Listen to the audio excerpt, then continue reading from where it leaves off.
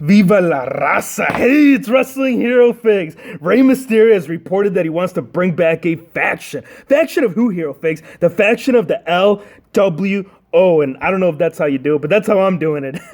Yeah, if you're not familiar with who the LWO is, it was an old team back in WCW. It was kind of like a twist up. It's kind of like a twist up from what the NWO was doing. It was the Latino World Order. One of the original founding fathers was Eddie Guerrero. And it's crazy to think that Rey Mysterio, yeah, he was also part of it. Crazy to think that 20 years later, one of the original members is bringing back was great. And was it great? Oh, yeah.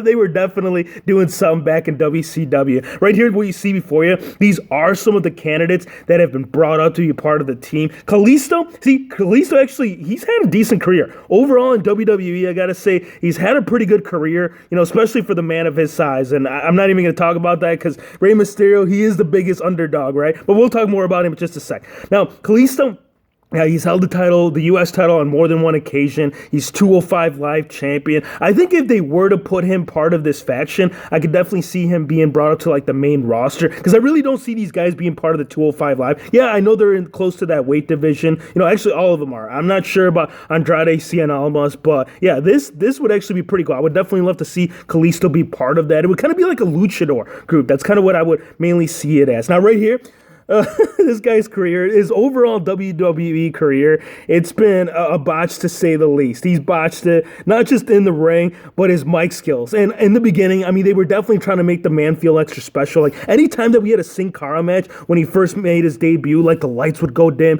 They would make it feel special. But, yeah, later to come to find out that he couldn't talk on the mic. And that's kind of what prevented Sin Cara to ever do anything in WWE. So putting him to this kind of group right here, oh, yeah, I could definitely see him kind of maybe even a mid-card, to say the least. So, I don't know. Sin Cara, yeah, man, come on. We got to do something with you sometime soon, bro. Because, what was it, 2015? He got called down. He got brought back down to NXT. So, yeah, we'll see. Now, speaking of the NXT, yeah, this man has been brought up from NXT to the SmackDown roster. Now, from the get-go, he's made it clear that he's going to dominate, the complete division. Not just like in SmackDown, but just the roster. He wants to come out. He wants to conquer. He wants to make his presence felt. He wants to be known as one of the top superstars, and it is pretty early. Right now I can definitely see them building him to be in like a top superstar. And he was also actually, prior to WWE, he was also a luchador. He used to wear a mask. So maybe, who knows? I think if he does join the team, I could see him bringing back his old mask, his old style of wrestling. Yeah, he's great. All these guys are great. Rey Mysterio,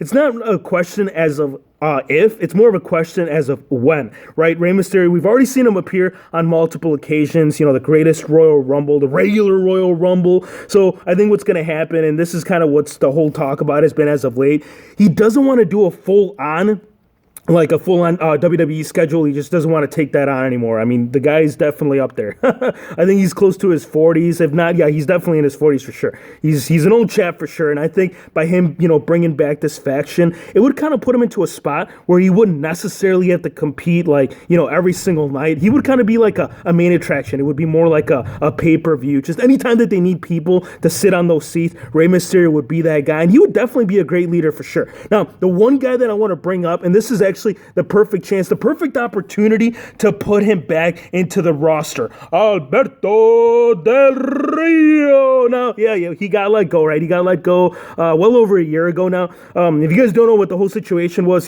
someone had said something to him backstage and he ended up punching him in the face. He got released, and I know that Vince McMahon, he has been talking about bringing him back. So yeah, he'll most likely eventually come back at some point in time. If they do, just imagine, right? And I don't know if this would kind of be, and I think this will most likely end up happening because both of these guys, they're definitely like ring generals, Rey Mysterio and Alberto Del Rio. I could see them kind of like fighting for the spot as to who's the leader. So I don't know. This would be cool. Give me some of your thoughts, some of your ideas as to what factions you would like to see, whether it's like the NWO, whether it's DX, whether it's an actual Bullet Club reunion, because we haven't had one, or the club. Sorry.